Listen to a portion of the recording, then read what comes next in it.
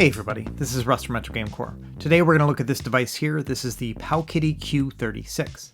And I gotta be honest, this thing sat on my shelf for a couple weeks after I first got it. And that's because initially I thought this was another clone of the V90. And we've already had several devices with that same setup, the Q90 as well as the Q20 Mini just a few months ago. Well, it turns out I was totally wrong. This device is actually kind of a clone of the FunKey S. And so because of that, it uses the exact same software and has a one-for-one when it comes to hardware specs as well. And the moment I realized that, I got super excited because the FunKey S is an amazing piece of hardware. My major complaint with the FunKey S has been that it's not very fun to play. And so, if this device can actually improve upon that play experience, then that is a really good thing for me. So that's what we're going to try to figure out in this video here. So without any further delay, let's jump into it.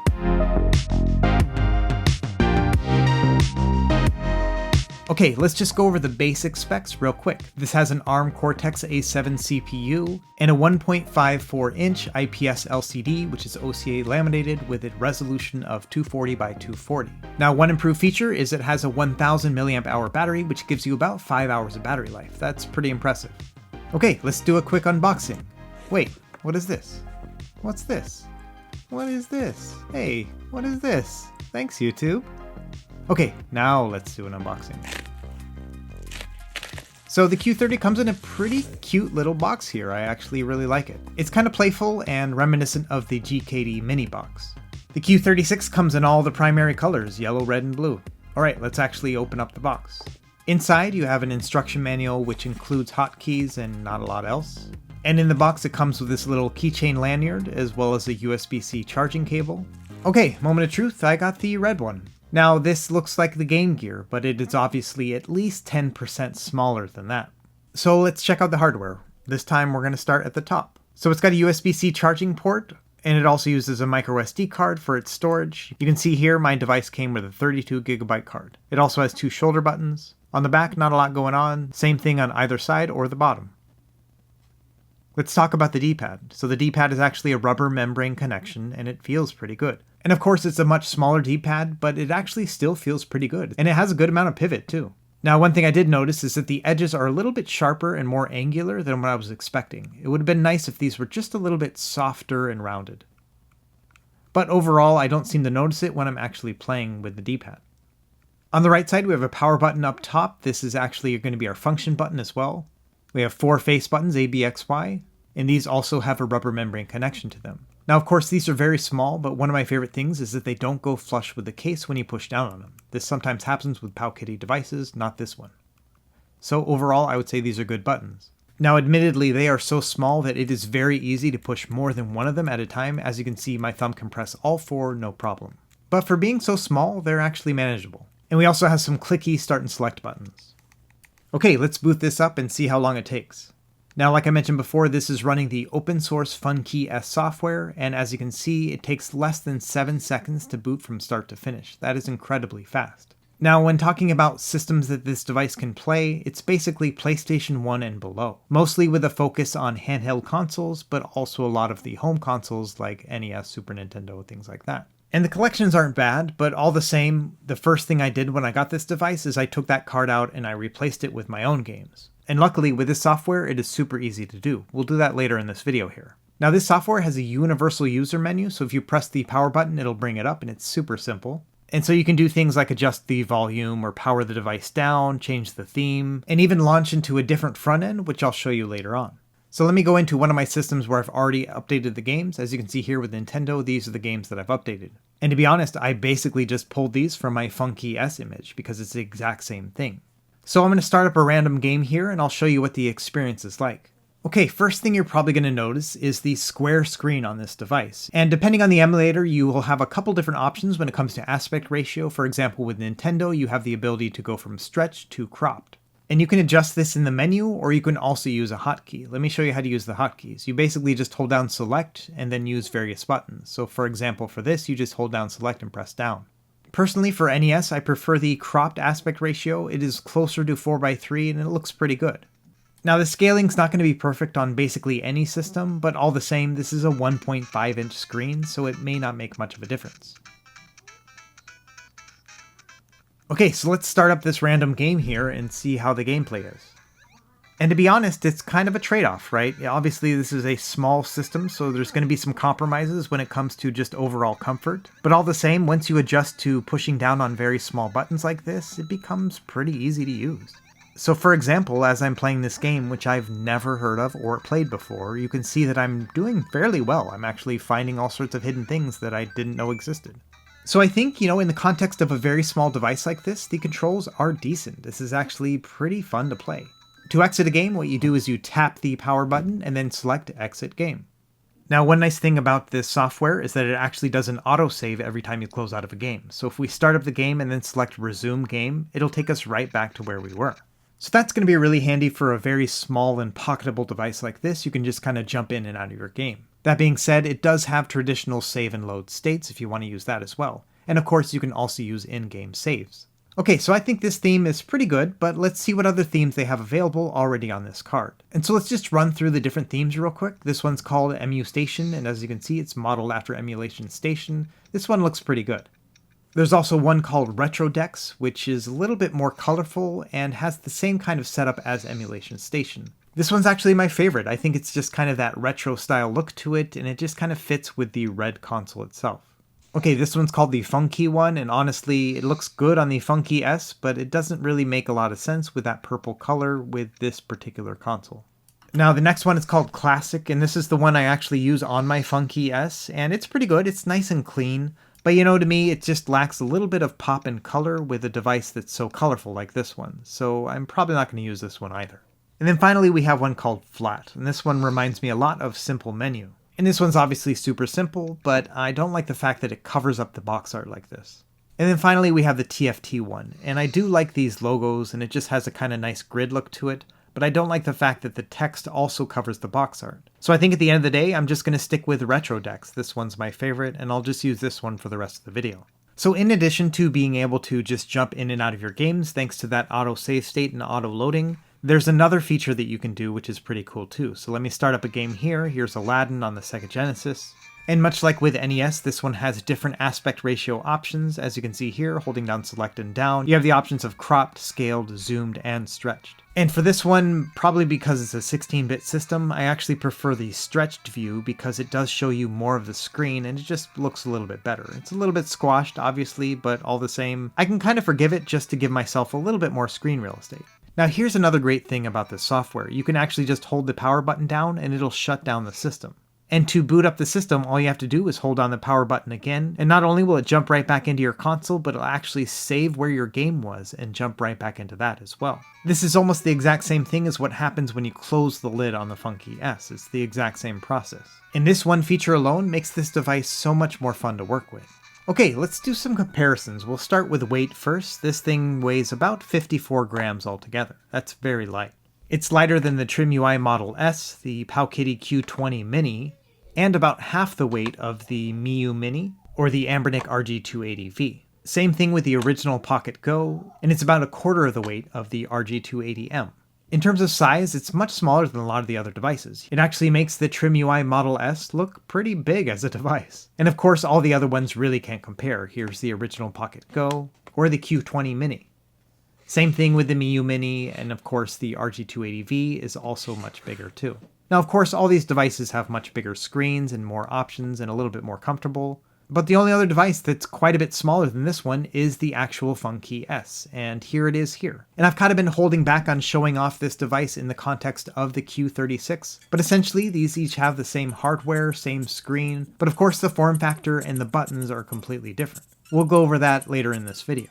But for now, just for straight comparison, this is a smaller device, especially when it's folded up, and it's almost about half the weight of the Q36. Now let's actually get into some gameplay and let me show you what some of the other systems are going to look like. Here's Neo Geo Pocket Color, and as you can see, this one looks pretty good actually. This is stretched to a full square aspect ratio. Now other emulated consoles that are going to look good on this device are going to be the Game Boy and Game Boy Color. Each of those had an aspect ratio of 10:9, which is basically a square, and so because of that, those two systems probably look the best out of all of them on the Q36. Game Boy looks really nice. And additionally, this is where that little screen starts to shine, because on the original Game Boy and Game Boy Color, the text was nice and large, so it was easy to read. And even on this device, all the sprites and the text and everything are just easy on the eyes. This is a really good match here. Game Boy Advance is pretty good too, but you do have to stretch things to full screen to at least make them not look so tiny. And so because of that, things just look a lot taller than they're supposed to, given the fact that the 3:2 aspect ratio on the Game Boy Advance is not quite a good fit for this screen. And the Game Gear also looks pretty good, but it does look a little squished too. Now, one of the things that really struck me about this device is that the hardware is actually of very nice quality. The shoulder buttons feel good. Just overall, this system has just a nice feel to it. It's nice and rounded, the plastic is good, the quality of the LCD display is really nice. As you can see here, it has good viewing angles. Just overall, this feels like a high quality product. When you compare it to PowKiddy's last small console, which was the Q20 Mini, this one just feels a lot more professionally done. It doesn't feel like some cheap Chinese handheld. Like, I'm actually very impressed with the build quality of this device. Okay, let's start with some more game testing. Here's Sonic the Hedgehog on the Sega Genesis running at that stretched aspect ratio. And when I first boot up a game, I found that it does take me some time to adjust that square aspect ratio, but after a few minutes I really don't notice it. In terms of overall performance, as you can see here, some of the heavy-hitting Super Nintendo games play just fine. And so when it comes to performance, this is actually a very capable little machine. I noticed a little bit of audio stuttering here and there with Mario World 2, but really the performance was impressive. Now, Star Fox is a little bit weird. It actually played a little bit faster than I was expecting. And so there could be any number of things happening here, some optimizations in the emulators, but unfortunately I don't have the ability to show frames per second, so I can't really tell. Either way, it's not noticeable in most games, but with Star Fox in particular, it did feel about 10% faster than I was expecting. Okay, moving over to PS1, gameplay's pretty good. This is one where I definitely felt some audio crackling in certain games. And additionally, it's kind of hard to see what's going on in the PS1 games, mostly because there's just so many things happening on such a small screen. But I think if you have a couple classic PS1 games that you want to play that maybe don't rely on text too much, things like racing games, it's going to be a lot of fun. But some of the harder to run PS1 games, things like Bloody Roar 2, they didn't run as smoothly as I was hoping. There may be some sort of auto frame skip happening here, but overall it just didn't feel correct to me. And at one point I thought to myself, well, this would be really fun for some classic role-playing games. Wouldn't it be crazy to play Final Fantasy VII on such a small device like this? And so I decided to boot that up and see what it was like. And so here I'm using a scaled aspect ratio to make sure that I can see the full screen in kind of the way it was originally intended to be looked at. But once I got into the game, I realized the scaled aspect ratio makes the text very hard to read. I've got pretty good eyesight, but all the same, I was having a hard time reading this. Now luckily, PS1 has any number of different aspect ratios you can scroll through. Let me show you those real quick. First, you have a zoomed 50%, which does cut off a little bit of the screen. And of course, you have the stretched one, which is going to take up the entire screen. And of course, like with the others, this is going to make it a little bit tall looking. They also have a cropped one. Same thing here. It's going to cut off some text. And then the scaled one, which I showed earlier. And this just makes everything a little bit too small. So honestly, just like with Super Nintendo, I think I'm going to prefer to use stretched on this one too. And sure, it makes things look a little bit too tall, but the text is much easier to read. And so I think if you don't mind playing at a stretched aspect ratio like this, you could play through an entire role-playing game here on this little device. And given the fact that this has a 5-hour battery life, you could actually get pretty far in one sitting. So in that regard, this might be a really great system when it comes to just having something in the pocket when you're going to go and run errands. The fact that you can jump in and out of games so quickly, and the fact that it also plays up to PS1, gives you a lot of potential for future fun. Alright, so let me show you what it's like to actually get into the SD card. We're just going to pop it out of the device and then put it into our PC. And as you can see here in the root directory, it has everything you need. You have an option to put OPKs in there for different applications. And they also have different emulators here. So if you wanted to update an emulator from the FunKey S website, it's as simple as just moving them over. I also moved over some standalone games from my original FunKey S. I'll show off one of these later on in the video. But for the most part, the place you want to look the most is going to be in the original file system. And as you can see here are all the Super Nintendo games that came with the device. And there's several different types of files that come with it. Let me walk you through each of these. The first one is going to be the config file. So this is going to be like your aspect ratio that you choose for that game. You have a PNG, which is going to be the box art. And then also the quick save every time you close out of a game. And then of course the game ROM itself. Now we don't need any of these, so I'm actually just going to delete the whole thing. And I'm going to move over all of my games from my FunKey S backup. So I'm just going to literally take my Super Nintendo folder from the FunKey S, which also has box art, but I actually have traditional box art, not title screens, and then I'm going to move them over. And that's really it. It's as simple as just moving over a game and then an image which has the same name as the game, and that's going to be your box art. Now, instead of removing the SD card, if you wanted to, you can actually access everything via USB. So what you do is you plug it into your computer and then you select Mount USB. And then the same window is going to pop up on your computer screen and you can transfer files over that way. And then when you're done, all you do is you press the eject USB and then it's going to be good to go. So you've got two different options when it comes to file transfers, and both of them are super simple. So now let's actually get into the comparison with the FunKey S. Now I did a video on this earlier and I'll leave it in the video description. Overall, I really love the form factor and the size of the FunKey S. I also love the fact that it has this closable screen. And for the most part, it looks like the screens are almost identical. It does look like the Q36 is just a hair brighter than the FunKey S. But overall, in terms of screen size and everything else, they look the same. To me, the biggest differentiator between these two devices are going to be the buttons. As you can see, the FunKey S uses these very flat and clicky buttons, and they work really well for the fact that they don't take up a lot of space, but all the same, I never really found it very fun to play on this. I'm not a huge fan of clicky buttons in the first place, but overall, the combination of clicky buttons plus the fact that they're so close together just made this not very fun to me. I think that if you're going to have buttons this small, they need to be a little bit bigger and more responsive so you can definitely feel when you're pushing down on them. With the FunKey S, I just never had a good time with the controls. Like with the Q36, this has a single mono speaker, they both sound pretty good. And of course, closing up this clamshell is just super satisfying. It has a really nice click to it. And that's my favorite thing about the FunKey S. I love the clamshell, the fact that it protects the screen when you have it closed up like this. It's just a really fun experience. On top of that, the clamshell shuts the device off and then turns it back on right back into your game. Now the FunKey S also has a micro USB connection, whereas the other one has a USB-C, and the battery life on this one is only a couple hours. On top of that, I don't think the shoulder buttons are as nice as they are in the Q36. Overall, I would say these are both great little devices. The FunKey S is quite a bit smaller than the Q36, and I would say it's also cuter looking, but it's also about $25 more than the Q36. And I think that there are some concessions to be made when it comes to the controls on the FunKey S. So overall, I actually prefer to use the Q36, and it's not a dig against the FunKey S in any way. I think that they pioneered some incredible work here, but PowKiddy had the luxury of looking at everything that the FunKey S team did, and then deciding to make a couple improvements along the way, and at only 2/3 the cost of the original. And on top of that, this is just a lot easier to control thanks to the form factor, as well as the membrane style buttons. So let's get into the other launcher so I can show you what this is like. And if you're familiar with OpenDingX, you'll probably be right at home with this. Now, if you use any of these individual emulators, you'll actually get more options than you do in the regular FunKey operating system. And this one will also allow you to play standalone games. For example, Super Mario 64 can be run on this device. Now that being said, it plays at a very low resolution. I'm not really sure what the overall resolution is on this, but it is very pixelated. But you know, overall, the gameplay itself feels full speed. I think there's a little bit of audio crackling here and there, but other than that, it actually is a really nice experience. Of course, I would much rather play this game with analog controls, but all the same, if you want to play Super Mario 64 on a tiny little device, go for it. And so yeah, I think I've beat this horse enough, and I really don't think it's a competition between the FunKey S and the Q36, but all the same, I really do appreciate some of the improvements on the Q36. It's a little bit chonkier of a device than I was hoping. I think it's just a little bit too thick, but other than that, I have no complaints about the hardware on this device itself. And the fact that they use the open source operating system from the FunKey S onto such a different device is really kind of cool. Of course, the FunKey S itself is quite a marvel of its own. I just wish that I had liked the controls more than I did. So in the end, I do prefer the horizontal form factor like you see on the Q36. And sure, there are concessions to be made about the screen itself, but overall, I'm happy with how it all turned out. I honestly was not expecting such a high quality device when this box showed up at my door. I thought to myself, well, this is just going to be another tiny PowKiddy device, which I'm probably not going to like that much. But it turns out that they did some really smart things with this one.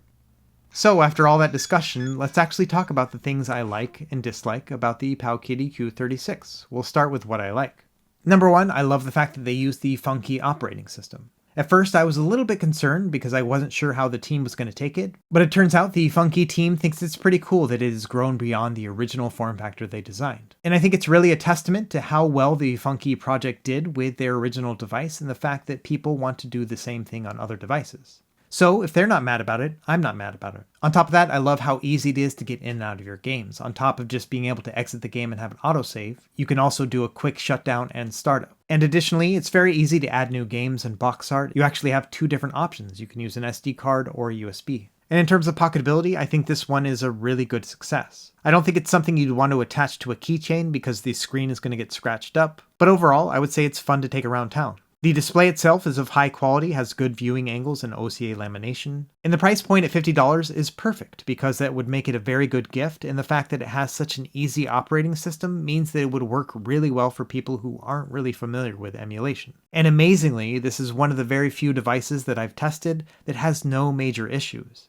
It actually works perfectly right out of the box. We don't have to wait for custom firmware because the firmware is great already. It's got a good amount of games already added to it, and as far as I can tell, there are no major hardware issues either. To me, it's very rare that you can buy a device and then take it out of the box and immediately start enjoying it. And this is one of the very few cases where that actually happens. Now, no device is perfect, so let me talk about some of the things I don't really like about this device.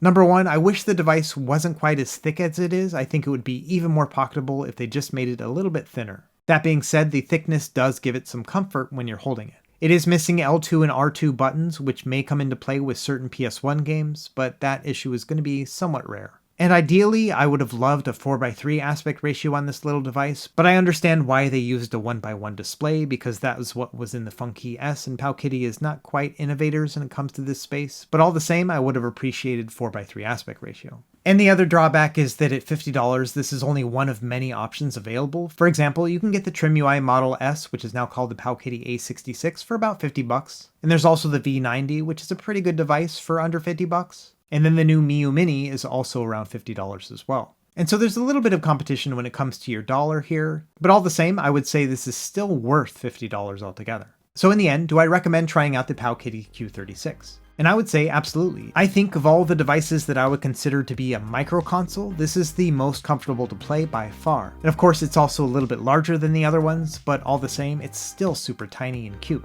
So if you're just looking for something to throw in your pocket and have around town, or if you're looking for a gift for somebody who's maybe not quite so tech savvy, or maybe for a child, this is going to be a really good fit, especially because of that operating system. So let me know what you think in the comments below. Is this something that you're planning on picking up? I'm interested to hear what you think. Either way, thanks for watching, and be sure to like and subscribe if you found this helpful, and we will see you next time. Happy gaming.